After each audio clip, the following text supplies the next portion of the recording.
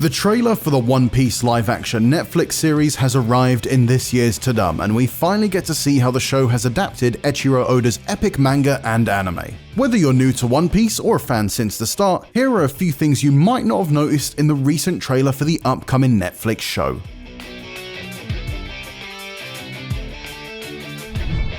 The opening shot of Anaki Godoy as Luffy is our first glimpse of him wearing the iconic straw hat. That's enough of a sight in itself, so if you were overtaken by that, you might have missed the scar just under his left eye. In the manga, this is from the self-inflicted wound he gives himself in the opening chapter, in order to appear tough in front of the pirates who've docked in his village. While later celebrating his bravery, he meets their captain, red-haired Shanks, who we also get a glimpse of from behind later in the trailer as he stares down a massive sea monster, the Lord of the Coast.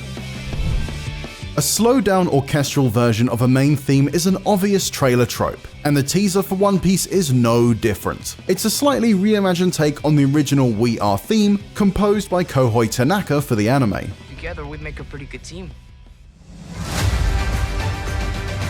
We're heading up to the Grand Line.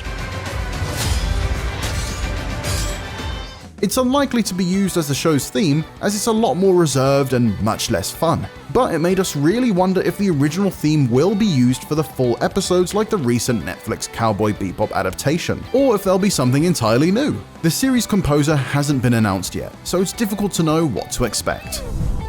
The Straw Hat crew are constantly changing their outfits depending on the culture and climate in that stop on their voyage, which makes One Piece rare among anime and manga series which will often keep their characters in the same clothes throughout. If this first trailer is any indication, the live-action show hasn't changed a thing. Luffy's outfits throughout the trailer have all seemingly drawn inspiration from cover stories drawn by Oda for the manga, or within special illustrations in the Color Walk books. In this short teaser alone, we see Luffy wearing 4 unique outfits: a red shirt and blue dungarees when arriving at the floating restaurant Baratie, as well as a Hawaiian-style shirt in scenes with his ship, the Going Merry. He's in a blue shirt with a stripe down the shoulder as he's being rescued from the water by Sanji. Despite this teaser only being 90 seconds long, we even see a fourth and more classic outfit of a red button-up vest as he's delivering his Gum Gum pistol attack. Speaking of which, we get our first glimpse of Rubberman's CGI from the series as Luffy throws out his signature move. Though it does look a little uncomfortably close to Space Jam to see human skin behaving all stretchy, it's great to see Netflix hasn't shied away from portraying something so integral to the character. Also, the silliness of characters calling out their attacks is lampshaded with some dialogue between Luffy and Zoro.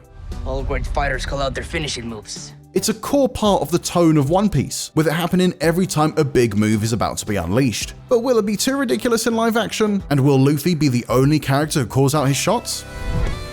Luffy isn't the only member of the Straw Hats who gets a bit violent in the trailer. We see Usopp shooting a projectile with his catapult, Nami gets a hit in with her staff, and Sanji kicks a gun out of someone's hand while maintaining incredible poise and balance on the tray he's holding, correctly showing he'll never use his hands to fight. One of Zoro's 3 swords is unmistakably the Wado Ichimonji. The great sword given to him by his teacher can be seen sitting in a scabbard as he defends himself against what's probably one of Clown Pirate Buggy's henchmen. Later on in the trailer, he holds all 3 blades with one in his mouth in our first look at the Sentoryu sword style.